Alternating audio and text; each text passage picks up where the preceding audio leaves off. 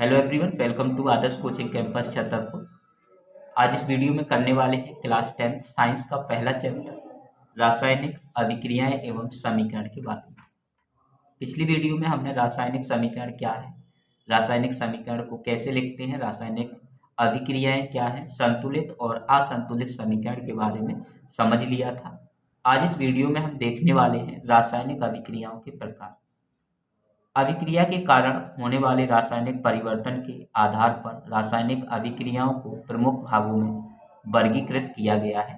कई भागों में रासायनिक अभिक्रियाओं को वर्गीकृत किया गया है, विभाजित किया गया है। हम एक एक करके समझेंगे। सबसे पहले देखेंगे संयोजन अभिक्रिया क्या है। संयोजन अभिक्रिया में एक से अधिक अभिकर्मक परस्पर संयुक्त होकर एकल उत्पाद निर्मित करते हैं। संयोजन अभिक्रिया का मतलब है जब एक, दो या दो से ज्यादा अभिकारक मिलके जब एक सिंगल उत्पाद बनाते हैं तो उसको हम संयोजन अभिक्रिया बोलते हैं। जैसे कैल्शियम ऑक्साइड जल के साथ तीव्रता से अभिक्रिया करके कैल्शियम हाइड्रोक्साइड बनाता है। यहाँ पे देख सकते हैं कैल्शियम ऑक्साइड जल के साथ अभिक्रिया करके कैल्शियम हाइड्रोक्साइड बना रहा है। कैल्शियम ऑक्साइड को बिना बुझा हुआ चूना बोलते हैं और कैल्शियम हाइड्रोक्साइड को बुझा हुआ चूना बोलते हैं। यहाँ तक आपका क्लियर होगा। इसके बाद आप दूसरा एग्जाम्पल देख सकते हैं, कोयले का दहन। यानी कि जब कार्बन ऑक्सीजन की उपस्थिति में जलता है तो कार्बन डाइऑक्साइड जो है गैस बनाएगा।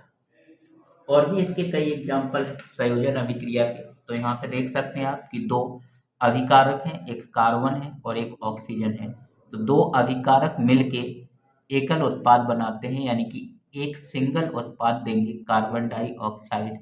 तब हम बोलेंगे कि वह अभिक्रिया संयोजन अभिक्रिया का एक एग्जाम्पल है। इसके बाद आप और एग्जाम्पल देख सकते हैं, जैसे यहाँ पे H2 तथा O2 से जल का निर्माण होता है। यानी कि हाइड्रोजन ऑक्सीजन से अभिक्रिया करके जल बनाएगा। तो अभिकारक में हमारे पास दो पदार्थ हैं, हाइड्रोजन है और ऑक्सीजन है, और अभिक्रिया के बाद हमें एकल उत्पाद मिलेगा, केवल जल। तो यह जो एग्जाम्पल है वो संयोजन अभिक्रिया का एग्जाम्पल हो जाएगा। इसके बाद एक और एग्जाम्पल लिखा है आपके सामने, अमोनिया गैस का निर्माण।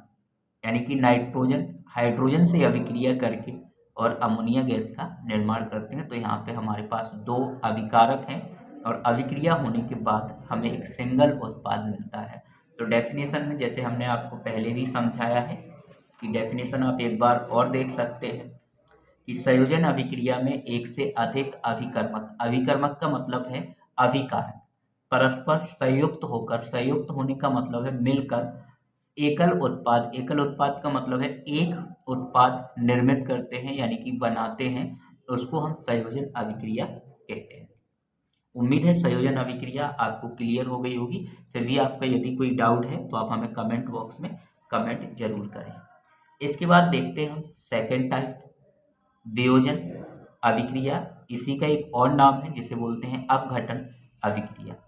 वियोजन अभिक्रिया वह है जिसमें एकल अभिकारक टूटकर एक से अधिक उत्पाद जो है वो करता है। अभिकारकों को तोड़ने के लिए ऊष्मा, प्रकाश, विद्युत ऊर्जा की आवश्यकता होती है। जब एकल उत्पाद टूटकर दो या दो से अधिक उत्पादों में जो है बढ़ जाए या दो से अधिक उत्पाद बनाए तो उस अभिक्रिया को वियोजन अभिक्रिया कहते हैं। अब किसी भी अभिकारक को तोड़ने के लिए हमें किसी न किसी चीज़ की ज़रूरत पड़ेगी। तो या तो उसे प्रकाश की उपस्थिति में तोड़ा जाएगा, या ऊष्मा की उपस्थिति में तोड़ा जाएगा, या विद्युत ऊर्जा की उपस्थिति में तोड़ा जाएगा। इन्हीं के आधारों पर वियोजन अभिक्रिया को तीन भागों में विभाजित किया गया है। यानी कि जब हम किसी भी अभिकारक को ऊष्मा की उपस्थिति में वियोजित करेंगे तो उसे ऊष्मीय वियोजन बोलते हैं। जब किसी अभिकारक को विद्युत की उपस्थिति में वियोजित करेंगे तो उसे विद्युत अपघटन अभिक्रिया कहेंगे। और जब किसी अभिकारक को प्रकाश की उपस्थिति में वियोजित करेंगे तो उसे प्रकाशीय वियोजन कहेंगे। एक एक करके आप देख सकते हैं कि ऊष्मीय वियोजन। पहली बात तो यहाँ तक आपका हर एक कॉन्सेप्ट क्लियर होना चाहिए। अब हम देखते हैं ऊष्मीय वियोजन। वह अभिक्रिया जिसमें ऊष्मा देने पर, ऊष्मा देने का मतलब है गर्म करने पर, ऊष्मा देने का मतलब है गर्म करने पर यौगिक दो या दो से अधिक छोटे छोटे अणुओं में वियोजित हो जाता है तथा ठंडा करने पर अणु पुनः मिलकर यौगिक का निर्माण करते हैं, ऊष्मीय अभिक्रिया या तापीय वियोजन, तापीय वियोजन अभिक्रिया कहलाती है। या तो हम इसे ऊष्मीय अभिक्रिया कहेंगे या फिर हम इसे तापीय वियोजन अभिक्रिया कहलाती है। क्या होता है ऊष्मीय वियोजन अभिक्रिया? जब हम किसी अभिक्रिया में ऊष्मा देते हैं, ऊष्मा देने का मतलब होता है उसको गर्म करना, तो यौगिक दो या दो से अधिक छोटे छोटे अणुओं में वियोजित हो जाता है और जब हम उसे ठंडा करते हैं, ठंडा करने पर अणु पुनः मिलकर यौगिक का निर्माण करते हैं, ऊष्मीय वियोजन या तापीय वियोजन अभिक्रिया कहलाती है। यहाँ पे आप एग्जाम्पल देख सकते हैं, आपके सामने बहुत सारे एग्जाम्पल लिखे हैं, एक एक करके सभी एग्जाम्पल को समझते हैं। इसमें आप देख सकते हैं कि जब हम फेरिस सल्फेट, फेरिस सल्फेट को ऊष्मा देते हैं यानी कि इसको गर्म करते हैं, तो फेरिस सल्फेट जो है वो sulphur dioxide, sulphur trioxide और फेरिक ऑक्साइड में जो है बदल जाएगा। ये किसका फॉर्मूला लिखा है?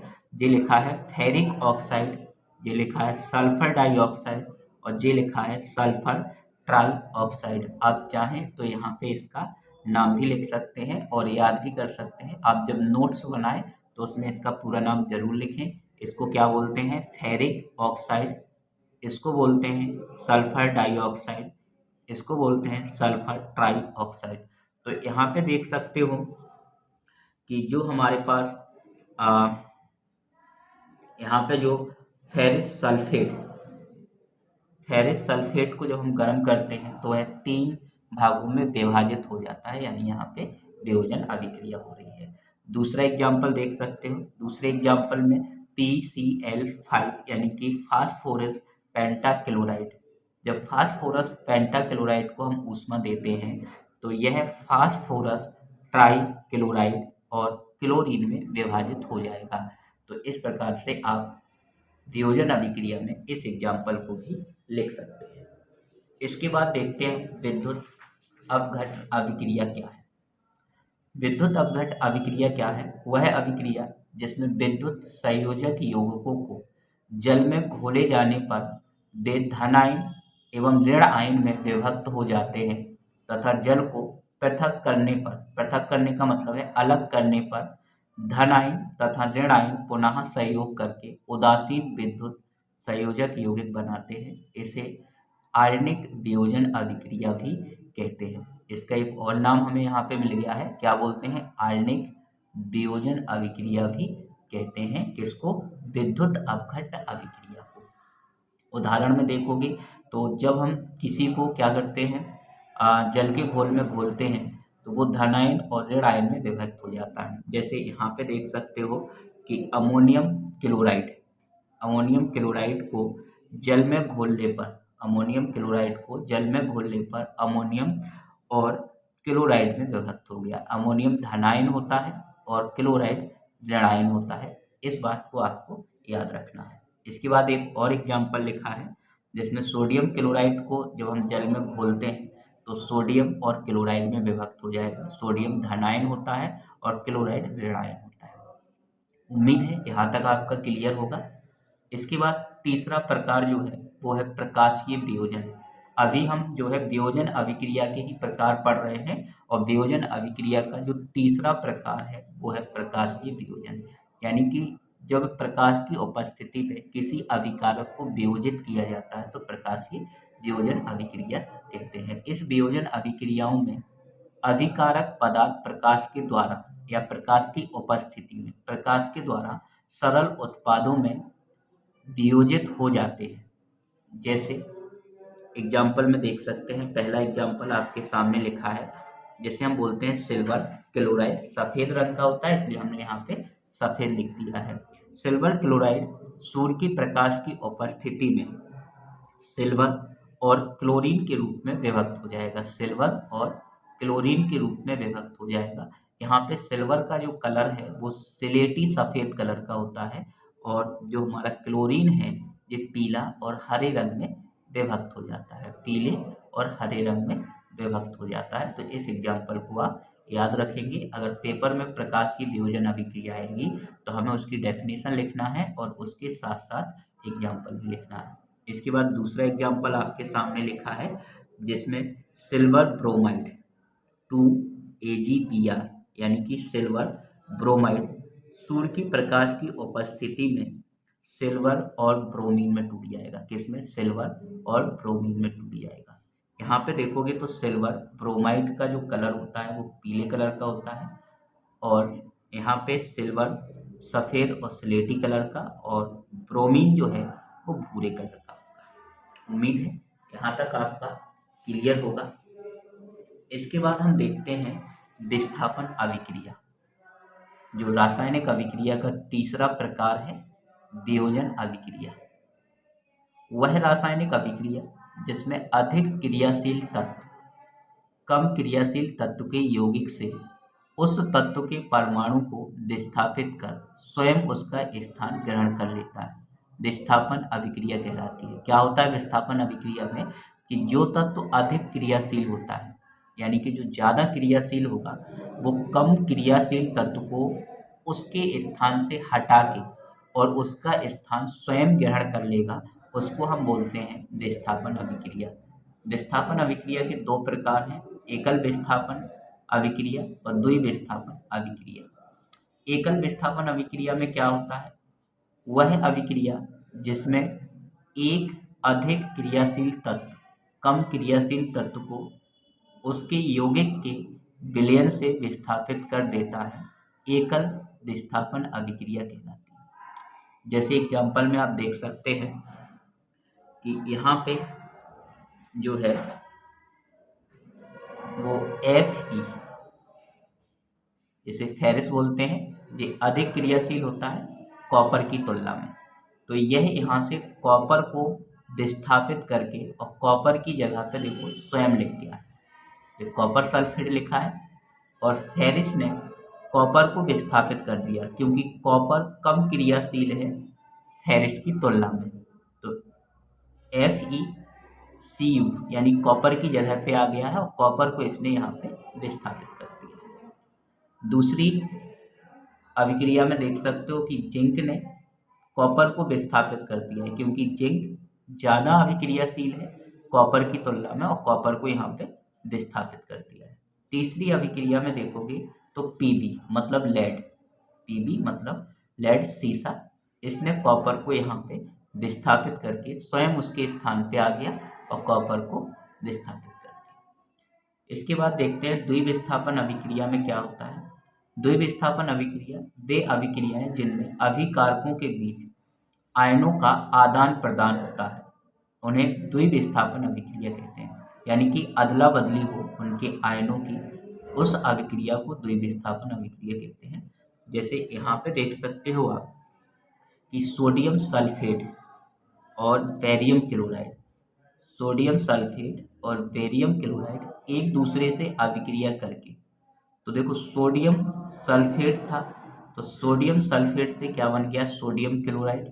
यानी कि यहाँ पे सोडियम ने ब्रोमाइड का एक दूसरे का स्थान चेंज कर दिया है, तो यहाँ पे बेरियम सल्फेट और सोडियम क्लोराइड का निर्माण हो गया।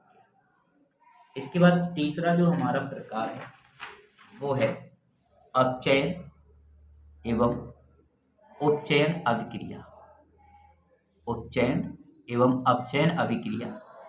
तो उपचयन अभिक्रिया क्या है? किसी पदार्थ से ऑक्सीजन का योग अथवा हाइड्रोजन का निष्कासन उपचयन अभिक्रिया कहलाता है। यानी कि जब किसी पदार्थ से ऑक्सीजन का योग यानी कि ऑक्सीजन आके उसमें मिले या फिर हाइड्रोजन निकले, हाइड्रोजन का निष्कासन, निष्कासन का मतलब होता है निकलना, या हाइड्रोजन निकले तो उस अभिक्रिया को उपचयन अभिक्रिया कहते हैं। जैसे यहाँ पे सोडियम और ऑक्सीजन दोनों अभिक्रिया करके, तो सोडियम के साथ ऑक्सीजन जाके मिल रहा है, तब यहाँ पे इस अभिक्रिया को क्या बोलेंगे? उपचयन। यहाँ पे कॉपर के साथ ऑक्सीजन आके जुड़ रहा है। यहाँ पे देखोगे तो इस अभिक्रिया में भी ऑक्सीजन जुड़ रहा है, तब हम इसको अपचयन अभिक्रिया की एग्जाम्पल कहते हैं।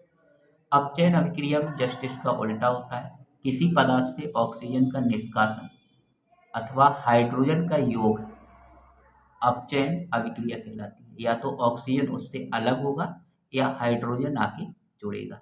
तो यहाँ पे देख सकते हो आप कि पोटेशियम क्लोराइड टूट के जो है वो पोटेशियम क्लोराइड, इसको पढ़ेंगे पोटेशियम क्लोरेट। क्या पढ़ते हैं? Potassium chlorate. आप लिखना चाहें तो लिख भी सकते हैं पोटेशियम